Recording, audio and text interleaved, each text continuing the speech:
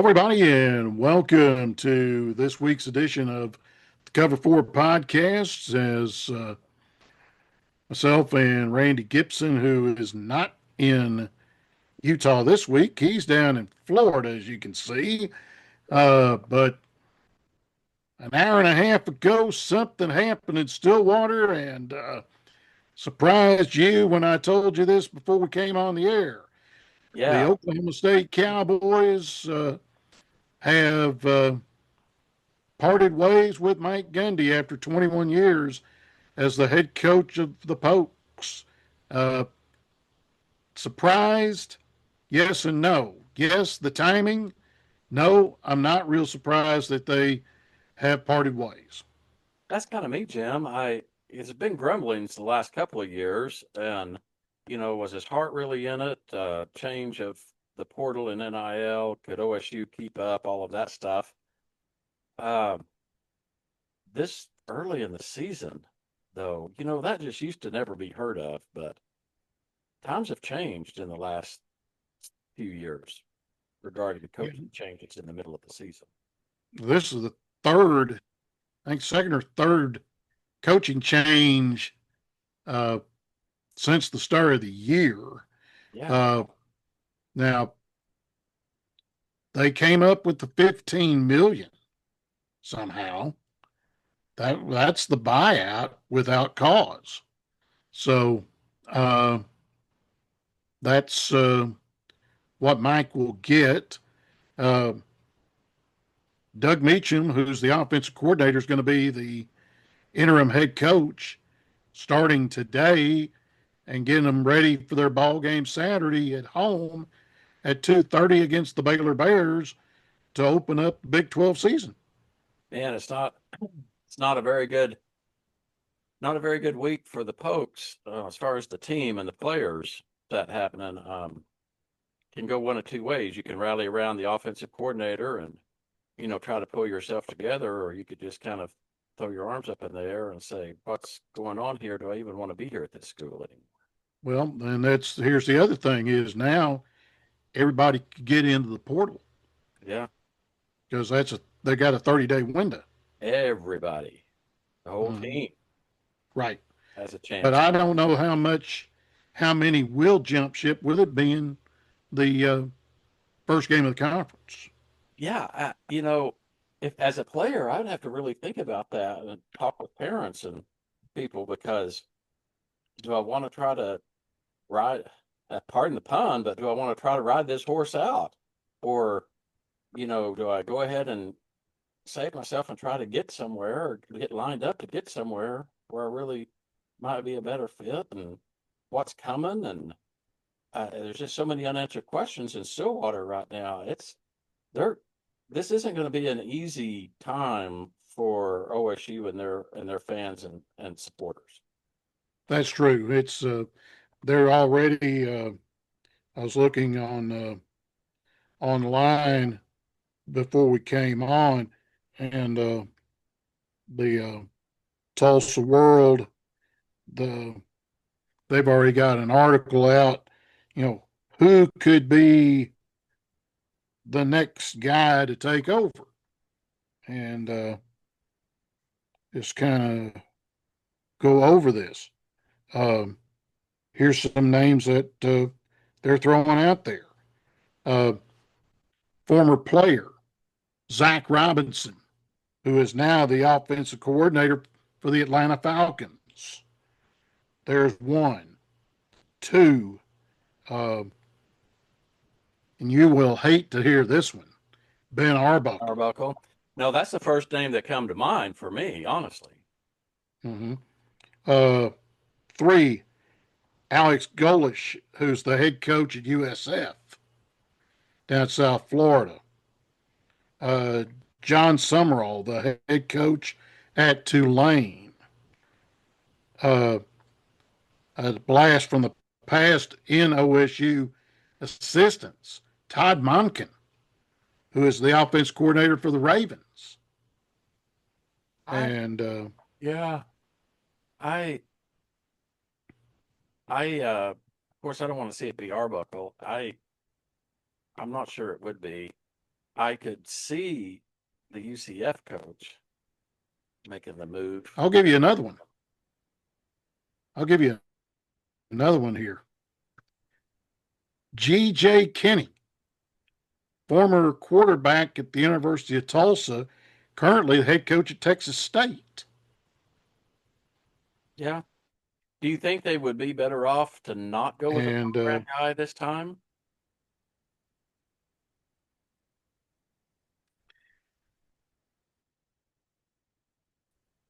I'm thinking maybe it's time to think outside the box. Yeah.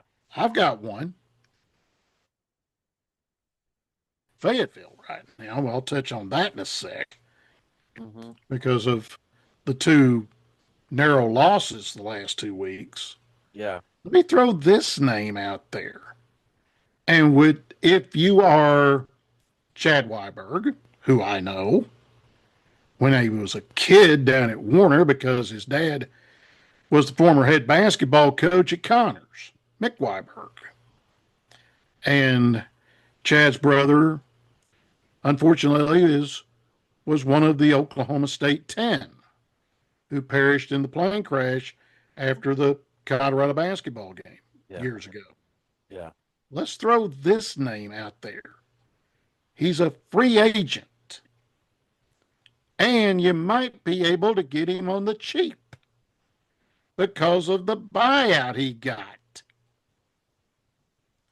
What about Coach O? Oh man. Could you imagine? Huh, that'd be, Think about that Cajun you know, at OSU. I would kind of like to see that, honestly. I could really pull for OSU if that were to happen. I always liked Coach O. And here's my thing, Jim. Would it be good to go pick somebody who's not a Big 12 team guy? Who's going to bring a Possible. different mentality? Uh, Correct. you Correct. know, that's kind of what the Sooners did when they got Stoops. They got an SEC guy from Think Florida. about Colorado. Colorado did the same thing. They got an With NFL guy in Dion. yeah. I It might not be a bad idea. And like I said, Yeah. you might be able to get Coach O on the cheap because how much did he get from LSU when they let him go a few years ago? Yeah. And would he bring that SEC mentality a little bit? Oh, yeah, he would. Because as you and I both know, which I'm going to talk about here in a little bit, the it's been a big eye opener for the Sooners and the Longhorns both to get into that Yes. SEC mentality and that grind and the stuff that they do. It's different.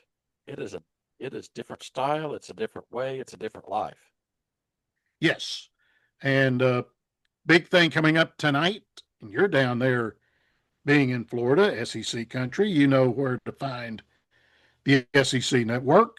Yep. Tonight at 6:30, they will announce who the three teams that everybody is going Yep. to be linked up with. Yep. They're kind of saying Oklahoma's Texas, Missouri, and Ole Miss, I think, is what I Yeah. saw. Mhm. Kind of what the buzz is. Um, I was kind of hoping for the Gators myself, but I can see just because strangely enough, I've always liked the Florida Gators. Even Mhm. I'm an OU guy through and through, and but there was just always something about the Florida Gators that I liked. I liked the swamp. I liked the whole atmosphere. So way back, going back years. In fact, I might still just hop over to one of these stores and pick me up a Gators cap while I'm here to wear when I'm down here. Oh yeah, and well, here's another thing. Reason why you like the Gators, the old ball coach. Yeah, probably. I'm sure that has a lot to do with it. Yeah. Yep. Well, the Arkansas Razorbacks get ready to try and lick their wounds after letting that and get away Oh against man, Memphis. I was what Jim. I was watching that one on the airplane. I was heartsick. Yeah.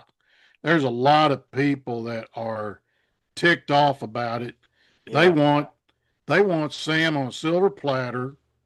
They want Bobby to be the head coach. And if Bobby wanted to be the head coach, he would have stayed in Springfield Yeah. at Missouri State. He wants to be an OC. That's all he wants to do. Yeah. Uh, Here's something that I'm going to touch on. And Arkansas fans have forgotten this. And it goes back 31 years ago.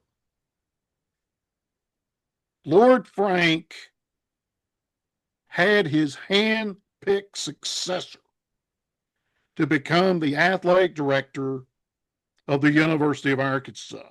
Mm-hmm. It was one of his former players. He had went to law school.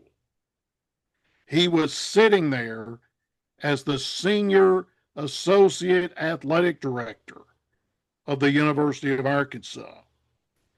And the Arkansas Board of Regents said, not just no, but hell no. And the guy winds up serving 8 years as the athletic director at OSU, ironically, then leaves and becomes the athletic director at Clemson. Who was that guy? A defensive end that played for Lord Frank named Terry Don Phillips. And if they would have hired Terry Don as the athletic director to succeed Lord Frank, Arkansas football wouldn't be in the fix they're in right now. No, there wouldn't. There sure wouldn't. They were going into the SEC. Frank had already made that move because he saw the handwriting on the wall. Mm-hmm. He saw it. He was one of the first, if not the first. Oh, yeah. Oh, yeah. Yeah. And Frank was very, very smart. He was a businessman through and through. And think about what could have happened if Terry Dunn would have been the athletic director. I don't think you would have seen you would not have seen Lou Holtz left. You would not have seen Houston Nutt No. leave. Ken Hatfield, he wouldn't have left either. No. Because all three of them great coaches and two of them former players. Yeah. So where is, you know, who, the biggest thing is the people over there are clamoring for Bobby to retake it. Bobby don't want it. Yeah. In my opinion. And 25 cents will get you a cup of coffee. I think if they win the ball game against Notre Dame Saturday, which I just found out I'm going to get to work at Saturday. Oh, good deal. Doing official stats. Fun way to spend a Saturday. Huh? That's a fun way to spend a Saturday. Well, the only problem is it's 11 o'clock kick. I don't like those.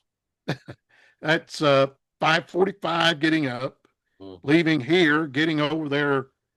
I try to get over there by 8 o'clock. I'm trying to get on that first bus up to the stadium. Heck yeah, get up there in that box. That's ABC will do the ball game Saturday, and I found out who the broadcast lineup is. Arizona Cardinal play-by-play announcer Dave Pash will call the action. Somebody you know of, Dusty Dvorak. Oh, Dusty, you're going to be there with is Dusty. going to be the analyst, and Taylor McGregor will be on the sideline. Huh. Where's the first team going to be? Whoever's got the Saturday night game. Yeah. Wherever that game's at. Yeah. So a team will be at that one. I haven't heard where that's at this week, to be honest with you. But I had one of two places that I could have went because there's another TV game and it's 75 miles away. Skelly Stadium, as the University of Tulsa takes on Tulane. That'd be another good game for Tulsa. Yeah, 3 o'clock. Coming off that win against OSU is not going to do them any harm either. Oh no, no. I think they got them a pretty good coach up there, a Yeah. young coach. You know, and they win 19-12 over Oklahoma State. I think that was the straw that broke the camel's back, uh, as far as Gundy was concerned. Uh, Probably. and Coach that's looked good in that game. I watched it. It was mhm.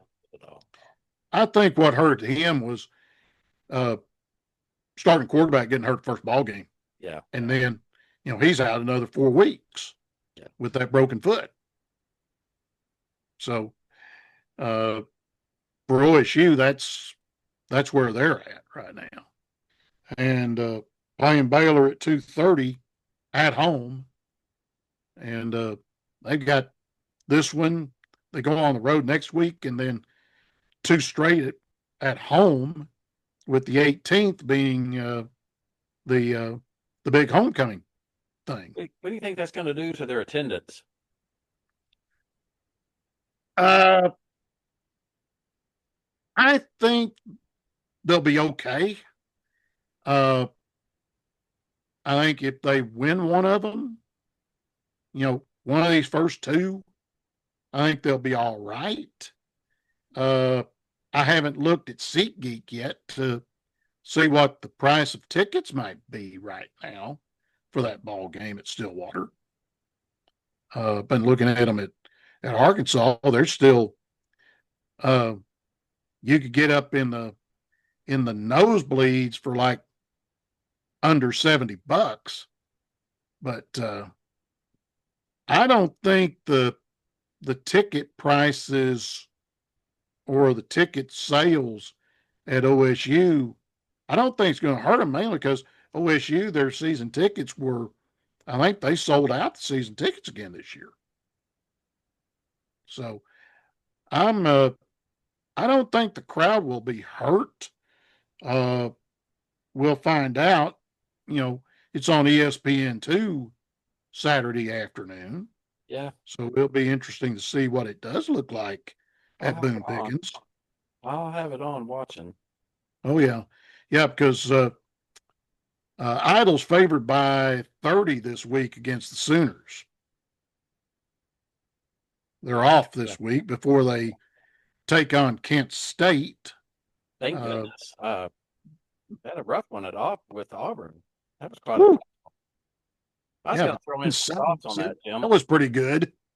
It was a good game. Of course, they had the Jackson Arnold side story going on. Former OU quarterback and transferred to Mm-hmm. Auburn. Some of my friends, my wife, one of them, as we're listening to the game, driving from the airport down to where we're at, she kept saying, "Well, he's not having too good of a game. He's getting sacked 10 times. He got sacked 9 or 10 times." I thought Arnold played really well myself. Yeah, I yeah, now you know receivers he threw some to the wrong shoulders. Receivers off the fingertips. That happens to everybody. right. Overall, I thought Jackson Arnold, the quarterback, played a pretty darn good game. Yeah, Against his old teammates. correct. I was disappointed in the OU fans with him. His teammates, you know, looked like they were happy to see him, giving him hugs and stuff after the game. Fans weren't too welcoming to him. Yeah. Well, that's typical OU. You know, I I was hoping that what I was hearing from other SEC schools the past couple of years was how accommodating and inviting. I heard that from Tennessee and Alabama and Mm-hmm. different ones, and I was kind of hoping that would continue with Auburn. Heard it from Michigan this year. Mm-hmm. It didn't happen with Auburn. I don't know if that was just the Jackson Arnold deal or if it was getting into some old habits. I was disappointed Yeah. that Combination of both, possibly. probably. Um, Jim, I have to tell you, Auburn's not the best team that we're going to face in the SEC. Who knows? What's coming up, and everybody. I mean, AP jumped the Sooners up to number 7, as you saw. Everybody's talking about, you know, now Brent Venables has done what he said he would do. He brought a defense. I Yeah, feel like we've got an SEC defense. But the offense is the question. yeah, just like last year, and I saw the struggle we had against Auburn. I'm sitting there looking at the schedule: South Carolina, Ole Miss, LSU, Texas, Tennessee, at Tennessee, Texas. Uh, and you got to go to Bryant Denny. yeah, yeah, and even though Alabama's has their struggles this year, playing at Bryant Denny's not going to be an easy task. 102,000. Well, you're going to play before 102,000 Yeah, twice. yeah. I One of them is Big Orange. I am just going to be. I'm of the attitude of, well, we'll wait and see, because I'm not yet convinced. Mm-hmm. I'm not putting on the crimson colored glasses yet. I'm not convinced yet. Yeah, Now, defensive line, I think they're good. yeah. I think they are SEC quality. Big question will be when Cornerbacks, the second Saturday in October. that's going to answer a lot of questions. Mm-hmm. And homecoming with Ole Miss coming to town is going to answer a lot of questions. And Ole Miss is loaded. Yeah, they are.